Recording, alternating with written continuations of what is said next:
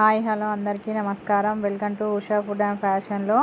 పిల్లలకి ఈవినింగ్ టైంలో స్నాక్గా కచోరీలు ఇంట్లోనే ఏ విధంగా చేసుకోవాలో ఈ వీడియోలో చూద్దాము. చాలా సింపుల్గా అండి చేసుకోవడము. ఇప్పుడు ఎలా చేద్దామో చూద్దాము. 1 కప్పు పెసరపప్పు తీసుకోవాలి. పెసరపప్పుని మంచిగా నీట్గా కడిగేసుకొని ఒక 2 గంటల పాటు నానబెట్టేసుకొని పక్కన పెట్టేసుకోవాలి. మరొక బౌల్ తీసుకొని అందులో మైదా పిండి వేసుకోవాలి. కచోరీలు మైదా పిండితోటే బాగా వస్తాయి కాబట్టి కంపల్సరీ మైదా వాడాల్సిందే.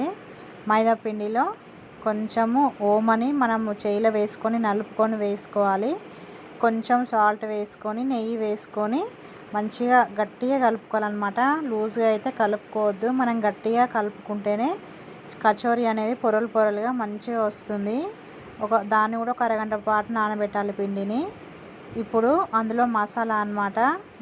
ధనియాలు, మిరియాలు, సోంపు, లవంగాలు ఈ మూడింటిని లైట్గా వేపుకోవాలి. అవి వేపుకొని పక్క పెట్టుకోవాలి. చల్లారేలోపు మనం ముందుగా నానబెట్టుకున్న పెసరపప్పును ఒక కడాయిలో వేసుకొని స్టవ్ సిమ్ ఫ్లేమ్లో పెట్టుకొని మంచిగా ఎర్రగా వేపుకోవాలి. అలా వేగిన తర్వాత కొంచెం ఉప్పు, కారము, మనం హోల్ మసాలా చేసుకున్నాం కదా అది వేసుకోవాలి.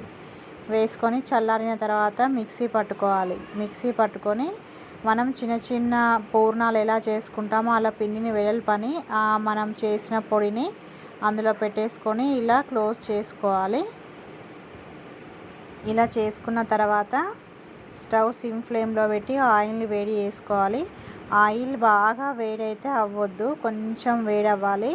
మనం ఈ కచోరీలు వేసినాక ఒక 2-3 నిమిషాల తర్వాత పైకి రావాలన్నమాట. అలా వేసుకుంటేనే కచోరీ అనేది లోపల దాకా కారి పొరలాడుతూ చాలా బాగుంటాయి అన్నమాట.